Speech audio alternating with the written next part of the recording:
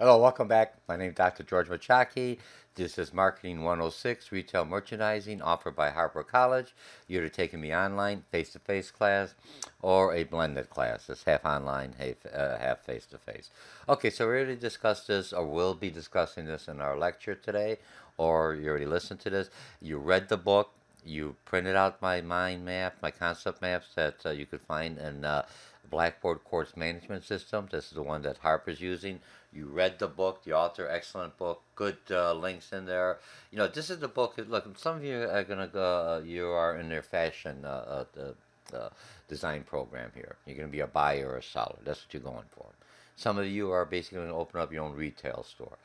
I would save this book. Look, it got a lot of good sites, got a lot of good information. I know a lot of students buy the books and move it along. I'm not trying to do one thing. I've utilized different books, but this book's Retail Management, 13th edition by Barry Vernon and Joel and everything else.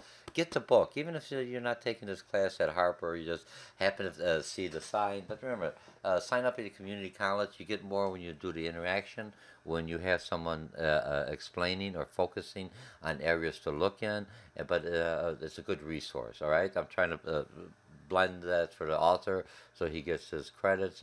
They all get the credit. I think there's three of them on there. So anyway, it's a good book. Read it. Helps you out. So let's get into the overview. And this book is basically using the book as your foundational background, and I just add on to it. Okay, so pricing options for retail. If you notice the last few chapters going through this whole book that we've been going, it's about the damn money. Everything's about the money. You know what I'm talking about? So I'm looking at that. You got President Trump. Make America great. What is it about? Make America great so we have more money, okay? Make my business great. Make your business great. I don't really care. It's about the cash. So you have to understand the money. I mean, even non-charitable organizations that help other people that are in dire need, they need the money to fund to get the merchandise. They need the money to pay at least some advertising and some of their workers. You know, some doing volunteer, but that's not a steady flow. So you have to be able to maintain. You need the cash flow. That's just our economy. How do I pay my bills? How do I advance? How do I take care of my loved ones? So now the price is there. So don't get mad at me. I know you like to do the design and the creativity, but the whole thing you're doing all this is so you could make a decent living, you could help people, and save the environment, do everything else, but you need cash flow to do that. So how are you going to price my product or service? That's what you're looking at in your business. Okay, are you going to be a discounter? You have everything lower price, I'm like cold. Are you going to look at the market price? And again, all this information is in the book, so look at it. Are you going to be upscale? Depending on your business. Remember we mentioned before, I could walk into your shop and I could kind of get an idea. Next chapter, chapter 18, is about the brand. What kind of business you are, depending on the decor, depending on the atmosphere, depending on the music, depending you got a lot of mirrors, how you set up, modern, traditional. Everything you're going to learn in this book, everything you're learning. Just like if I go into your apartment or your home and I visit you, I could kind of pick up, oh, she's very traditional. Ooh, she's got all these modern furniture. She's, or he's out there, whatever. Okay? All right. So now we talked a little bit about demand. Demand, supply and demand. Supply, I as a man, as a store, will supply you the product that you want because you're a customer, because you demand it, and I'm willing to charge. You're willing to pay a little bit more because you don't have to go to the manufacturer. You can come to my store, touch it. Got the guarantees. I got the prices. I could return everything else for you. I understand the product. That's what you're doing going to the store. That's the added value you don't get online. I got to read all this, but what does it tell me? Too much reading. Here's somebody says, I use this product. Here's how it looks. And I touch it and I feel it. So retail store, you see Amazon coming in. But what's that price that's going to you're willing to pay for that? Okay, so now they talked about price elasticity and inelasticity. I'll throw this in so you kind of understand. Sensitivity to customer price. If the prices go up too much, they're going to go to buy on Amazon. If they're going to go someplace else, like it or not. And look, if the economy's good, whether you like President Trump or not, and I put that in because it's a business class. Here's the economy we're living at now. Right now, there's confidence in the economy, so people are buying. If they're buying, I could charge a little bit more. If there's a recession, something would happen that the recession recession goes down, people don't have money. I got to cut my prices. That goes into my prices. So customers then become more sensitive than they are now. In the elastic, large percent of the change, smaller percentage. If I got money, yeah, okay, so it's not $2, $3. If I'm out of a job, $2, $3 could be paying my rent, paying my electricity, feeding my family, or feeding myself. Remember, so you have to know though, economic turn. Now, as a customer, you're willing to buy and pay a little bit more if I see there's value added. Don't, if I say, here's $10 here on this stop, and you look at Amazon, which one got a higher rating? This one, it comes with a used bag, not on time. I'm willing to pay a little bit more if that value that I perceive is in there. And that's how you do it, your branding. That's what the price does. It gives me a good indicator, at least one indicator. Then the store and everything else is in there. Okay? And let's see. And this is just shown you in the book. I just show it for those that don't look at it. The book explains it, so let's move on.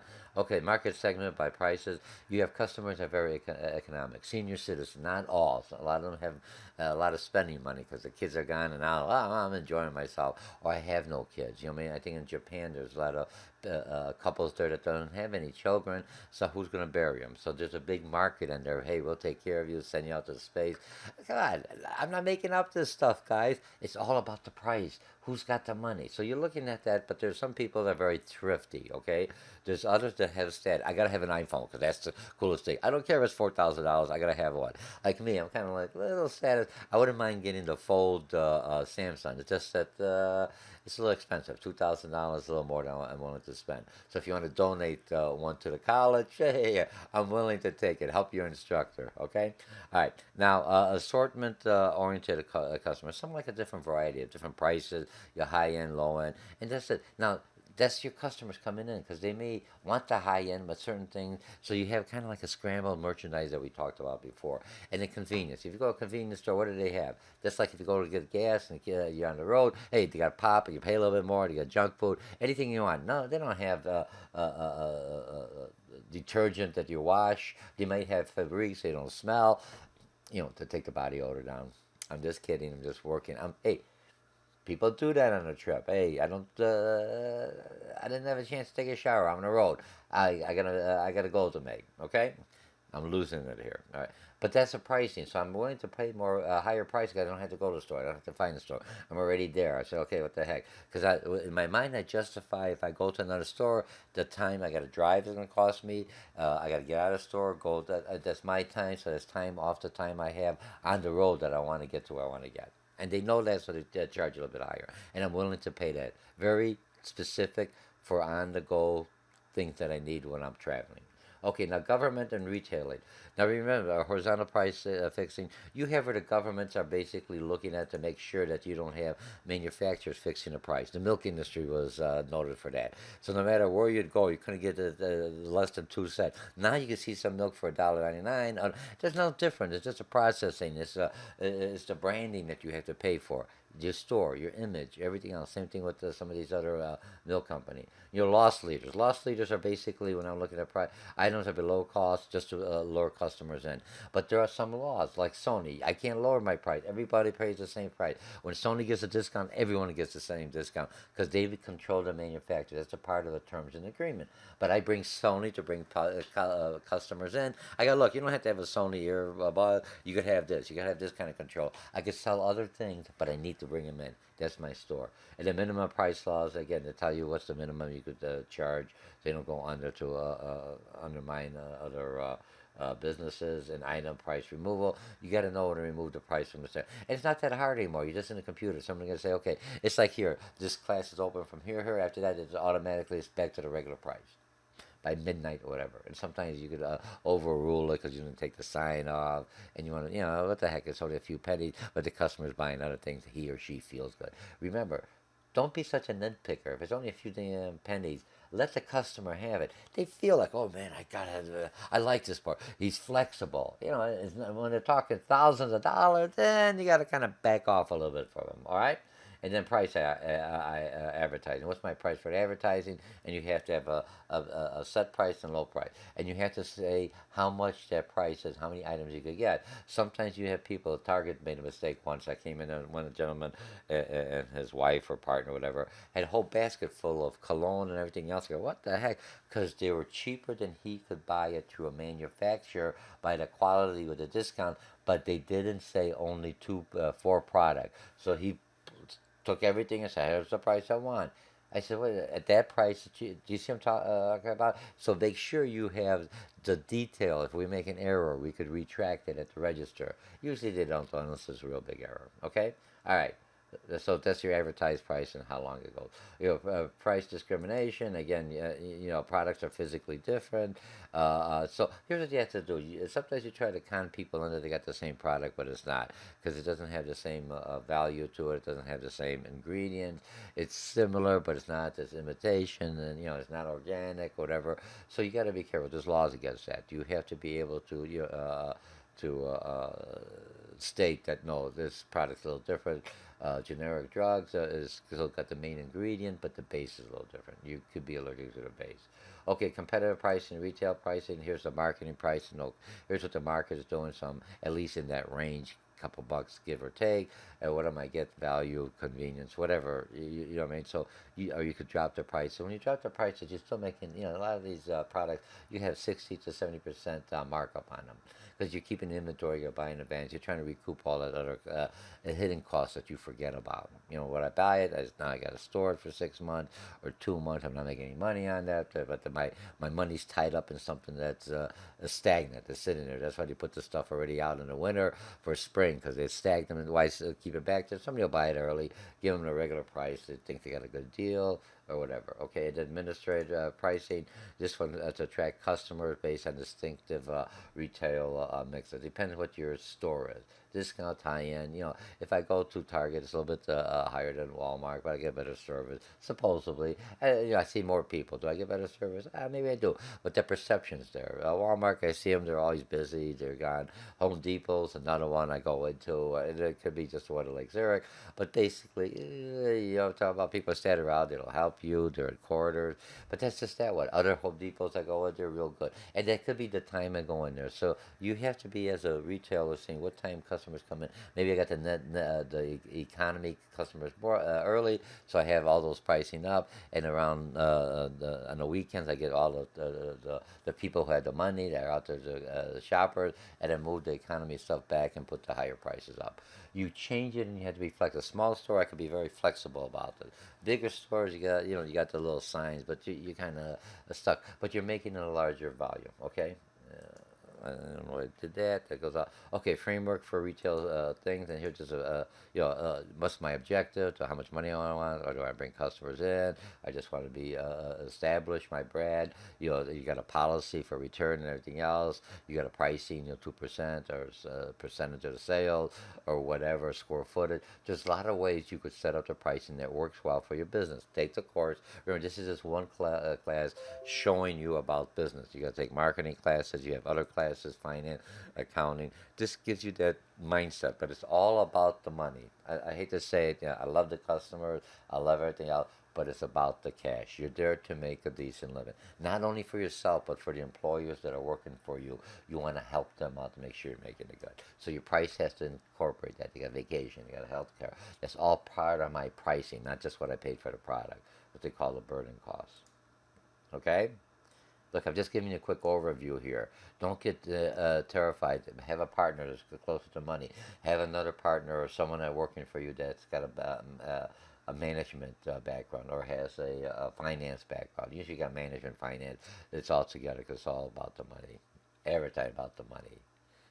I'm beginning to sound like it's about the money, but it's about the money. Okay, objectives and pricing. Okay, here's your and this figure I don't have to go into it. You go market skimming. You're just going to get in there, get a lot of customers, and then later raise the price or market penetration. You come in lower and bring customers in. Remember when you look at the pricing, if you come lower and you raise the prices, people get upset with you. You're better off have a higher price if that's what you want. Your ultimate objectives are have a higher price, lower it through coupons or discounts or first time thing or introductory price price is normally this price. We're just doing this now to bring customers in. Grand opening prices, you got lower prices. That's okay. And then they understand. So now they got the set, but your price has got to be in that range with your competition, and your competition is also Amazon, other stuff that they could buy online. Because people say, "Do I need it right away? Could I wait the next day?" Prime gives me in 2 days. That's against that. I really like it. Paid $150, whatever they raised it up, but I get the stuff right away. I can return it. They give them a second, they'll ask. I drop it off. And I don't even look. I drop it off at Kohl's. What happens? They give me cold cash. That means I basically have to go on and buy something. Oh, I got $50 right now. You see how they're working? They're working in conjunction with the brick and mortar, tying up different models or channels and bringing the customer either back to the store or back online. And the pricing is a first indicator if people look at quality and service and everything else. I don't mind pay a little bit more if I got a better quality. Okay, now again, a list of objectives. And this one here just listed them all, so I'm not going to go through it. We talked about this. Is it setting? Everything we just discussed. This is the whole chapter. Okay, now your price strategy. You got demand order. There's certain things people want at the demand. They're willing to pay the price, but you got to make sure you have it stocked. You got psychological price. My iPhone, psychological. Why? Because I think it's better because it's trendy. Because I'm a trendsetter. But remember, iPhone is falling behind on Samsung. That's just right. So prices are going down. People are saying, "Hey, I got this iPhone here," and I look at the iPhone 1400 or whatever the hell it is. It's $1,400. I look at it. It's not that much of a difference. I put it up there. I got this much difference. Same programs. What the heck? Okay, I got this. This. I don't need to spend another. This was still good. I got it all paid off. What the heck? So either you're innovative for me to buy it, and some people buy it because, "Hey, I got the new one. What's it do different? I don't know, but it's brand new." Okay, different types of customers. Most people now are looking at the cost, and since the prices were so high, and you can't get any discounts or anything else, they go, "I don't really need it." Now, remember, the whole thing with the phone was not for the phone, the functionality, but the phone now is like a computer. The phone was basically for you to get the service that you're using, talking, everything else. Now we're downloading, now we're talking, we're searching, we're getting GPS, everything else. So this is, I get more services, I'm willing to pay a little bit more, but not that much more. Okay? And now you got markup prices. What do you mark it up? You figure up the math. And here's just the equations. We went over this in class. And here's the cost of, customary pricing. What does everyone else charge? Variable pricing depends on the season. Ice cream places. If I'm a Brustler, I could get ice cream a little bit lower during the winter because people are really buying it. Yeah, okay, I got it. I don't talk about ice cream to go. You know what I mean? But in the summer, I raise the prices. Everyone wants ice cream. It's hot and everything else. Give me ice cream. I don't want a regular cake. Give me something cool. So I adjust my prices, variable pricing. It depends on the supply. If I look at I got something natural ingredients prices go up, so my prices go up. So here's the prices for me to deliver this. But if it's like shrimp goes up, here you pay by the market price. And sometimes you get fresh food like that. That's what you pay. You go to some of these restaurants, so you have no prices on there. Then if you ask for the prices, you shouldn't be in there. Okay, flex. I will still ask for a price. A lot of rich people even ask. Don't let them fool you. That's just a psychological thing on there. Okay, flexible pricing, contingency, odd pricing. You always see, $1.99. Why don't you say $2? In your mind, oh, it's less than $2 or whatever price. Multiple unit pricing and price lighting. So we talked about this. If not, look in the book. I'm trying to get you to not just a lecture. Here's the areas you should be aware of. Okay, price adjustment. Make sure you take your markdowns. That means you're stuck with the equipment. Yeah, I don't want to lose it. Hey, it's sitting there. It's getting dusty. Get rid of it. Reduce it. Put it in the clearance rack. Sell it. At least you're breaking even. Remember, you're not really breaking even because the thing's been in your shop. You had to pay for it. You have it. It's like you got an employee that's sitting there. He or she hasn't done nothing. What the heck? Wake up, dude. Do this. Get up. Let's get to work. Okay. All right. So now you have that. And now the other thing is your timing markdown. Make sure you mark it down at a time. Right now, you've got Easter coming up. It's just about recording this. I mean, it could be Christmas. It could be a Hanukkah. It could be whatever holiday. I don't really care. If it's a holiday, people are buying stuff because they need stuff for the holiday, for the tradition, for the culture, for the religion. And I'm in that neighborhood. I'm selling it. And I may charge a little bit higher. You want to go someplace else, get it there. You can buy it here. All right. I'm a business person. I want to make a profit on this, okay? And if I'm a religious person, okay, then I'll give it to the cost and I'll get my blessing back. I don't care, but it's some intent for me to take my harvest, what I planted, my seeds, my business, my inventory I brought in, my advertising, and how to turn that around to a profit. You're satisfied? I was satisfied. You didn't have to drive far. You came in here. You bought it for me. I got a good return, good customer service. Any problems, I explained it to you. All that's time. You got to look at that. This is my time, my store, and it's convenient. You don't like it, you can touch it, you can feel it. It's okay. I like this. I buy this. I come back. Some people go to the stores, get all that information, go online and buy it for 10% or less. Okay, that's good. You can do that if you're really looking for the prices. But a lot of times people say, hey, the salesperson was a good person. He or she gets a commission if I don't buy it there. Then basically what I'm doing, I rip it off the store because they spent all that time. Now he's basically or she's out of a job.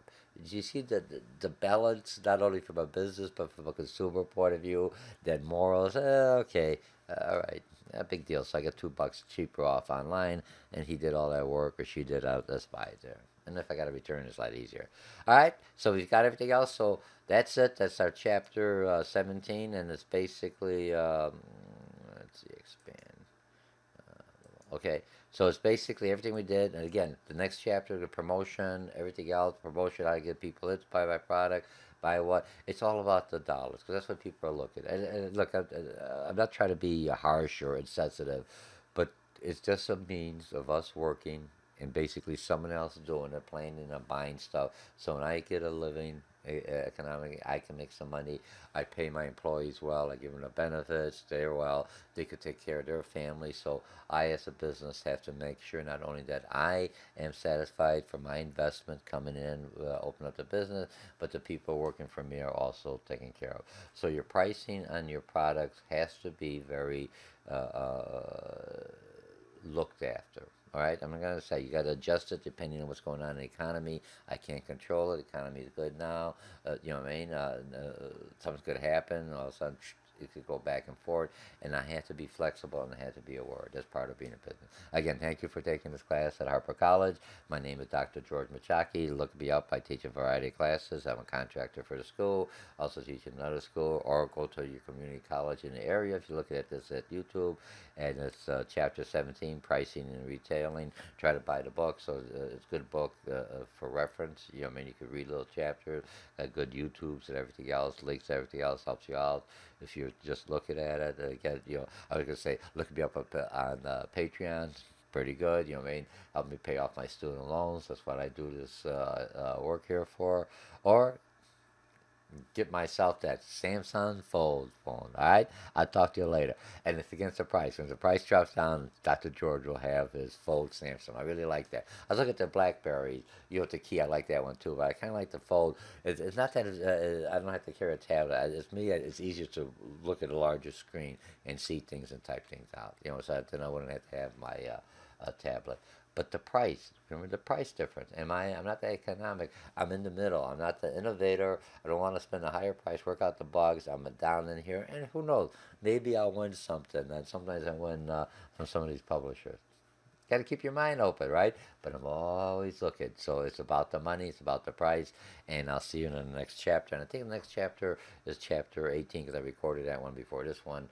And 18 is basically on brand image inside, and pricing makes a difference.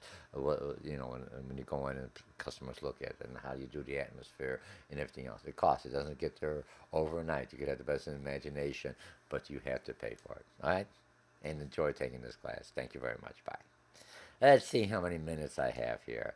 Oh, 23 minutes, not too bad. I'm always trying to keep, my lectures are always an hour because I got into too much detail. And I think the problem with the detail, I'm still rambling, but the problem with the detail is that you already listened to it, you read it from the book, you listened to my lecture that we talked about in our discussion board, and this is just supposed to be a real quick overview. So you have that, and it's kind of like solidified. So I'm all right. Okay, bye-bye.